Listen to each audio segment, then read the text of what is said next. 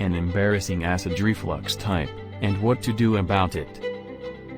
The most common form of acid reflux is called gastroesophageal reflux disease, GERD, and this is typically what people are talking about when they say acid reflux.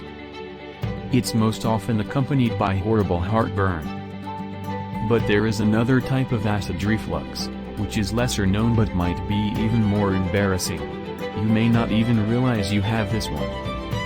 If you have rumination syndrome, it means that you involuntarily and effortlessly regurgitate the contents of your stomach during and after a meal in near chewable form.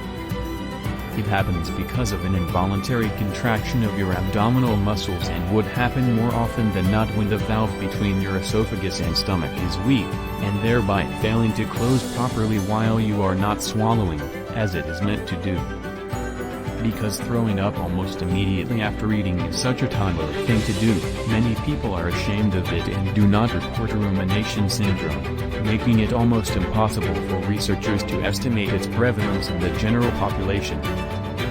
In 2002, a survey of 4,500 Australian adults in the American Journal of Gastroenterology found that just below 1% of adults suffer from it.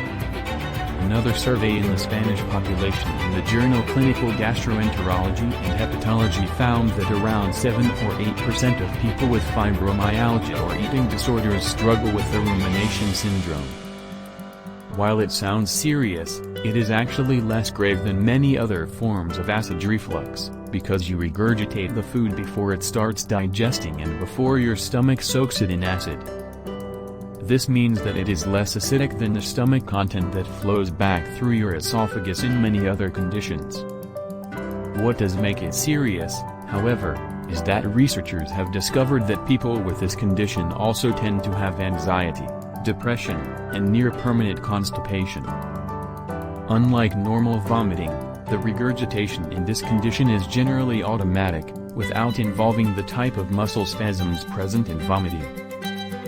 Besides the regurgitation itself, symptoms include abdominal pain, the feeling of satiety, nausea, constipation, bad breath, and unintentional weight loss.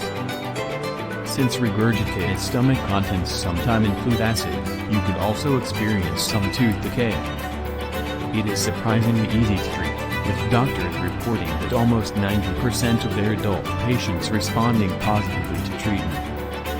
If you practice breathing using your diaphragm, especially during and after mealtimes, it will counteract the regurgitation reflex.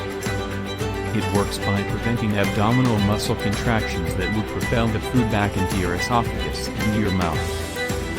If you, however, suffer traditional acid reflux, gerd and/or heartburn, it's a more serious issue. In fact, it can cause 6 types of deadly diseases, as I explain on the description.